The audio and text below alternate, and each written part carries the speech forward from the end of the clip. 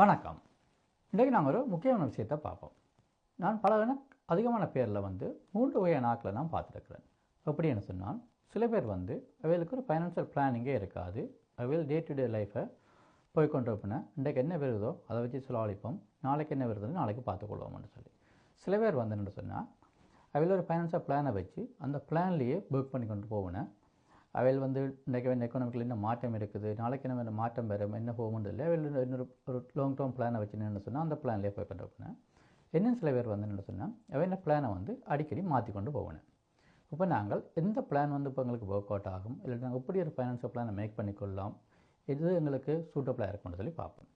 முதலாவது என்ன சொன்னால், நாங்கள் ஒரு ஃபைனான்சியல் பிளான் உங்களுக்கு கட்டாயம் தேவை. எங்களுக்கு என்ன சொன்னால் ஃபைனான்சியல் கமிட்மெண்ட் இருக்கும்னு சொன்னால், அதாவது எங்களுக்கு மோர்கேஜ் இருக்கும், இல்லாட்டிக்கு நீங்கள் லோன் ஒன்று பே பண்ண வேண்டி இருக்குது, அல்லது உங்களுக்கு அதாவது வெஹிக்கிள் லோனுகள், கிரெடிட் கார்டுகளில் பேலன்ஸ்கள் இருக்குது, லைன கிரெடிட்லுக்கான பேலன்ஸ்கள் இருக்குது, நீங்கள் பே அவுட் பண்ணணும்னு சொன்னால் உங்களுக்கு உங்களோட வரவு செலவுக்கு ஏற்ற மாதிரி ஒரு ஃபைனான்சியல் பிளான் நீங்கள் கட்டாயம் மேக் பண்ணியிருக்கணும்.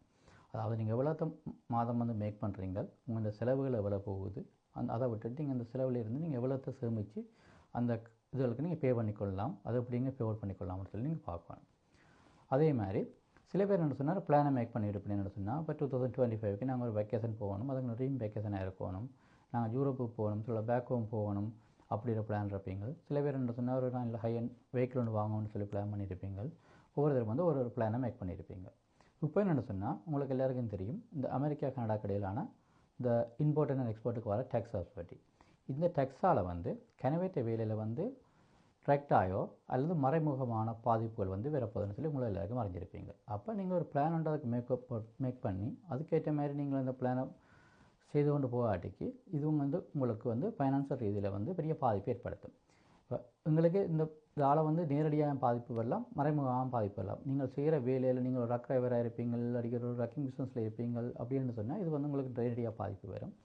ஆனால் அந்த தொழிலில் இல்லாமல் நீங்கள் வேறு துறை சார்ந்த வேறு தொழில்கள் இருந்தால் கூடி இந்த பிரச்சனையால் எங்கள் ஜாப்பில் ஒரு மறைமுக பாதிப்பு, அந்த பாதிப்பின் பெர்சன்டேஜ் கூடி குறையலாம் வழியாக கண்டிப்பாக எங்களுக்கு வரும். அப்போ நாங்கள் அதுக்கேற்ற மாதிரி எங்கள் ஃபைனான்சியல் சுச்சுவேஷனை நாங்கள் மாடிஃபை பண்ணிக்கொள்ளணும். இப்போ நீங்கள் ஒரு தூர தேசத்துக்கு வெக்கேஷன் போகிறதுக்கு பிளான் பண்ணியிருந்தீங்கன்னா சமருக்கு, அப்போ அப்படியே சுச்சுவேஷன் வருதுன்னு சொன்னால் ஆல்ரெடி எங்கள் கனடியன் டாலர்ஸ் வீக்காக இருக்க, இப்போ நீங்கள் யூரோப்புக்கோ இல்லை அமெரிக்காவுக்கு வெக்கேஷன் போயிருக்க எங்கள் கன்வர்டேஷன் ரேட் மாற்றப்படும். அப்போ நாங்கள் ஸ்பெண்ட் பண்ணுற மணியின் அளவு கூடும்.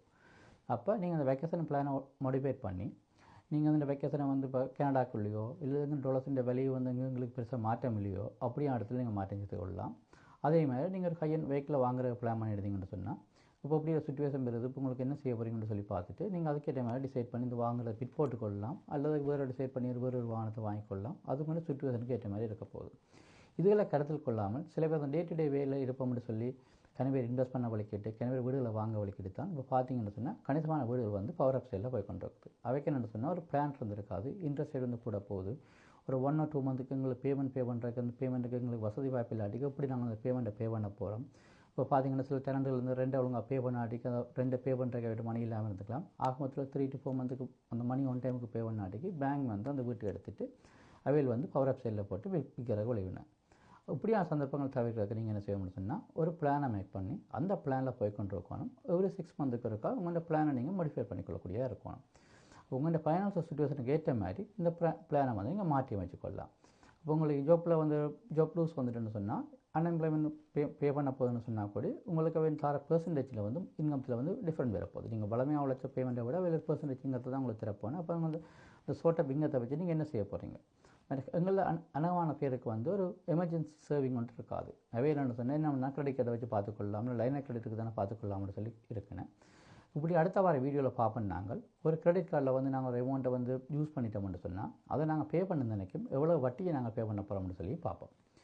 வருங்காலங்களில் நான் அடுத்தடுத்த வீடியோக்களை போடுறேன். இந்த வீடியோக்கள் யாருக்கும் பிரயோசனப்படணும்னு நினைக்கிறீங்களோ அவையோட இந்த வீடியோவை ஷேர் பண்ணி எனக்கு மேலும் ஊக்கத்தை தாங்கும்.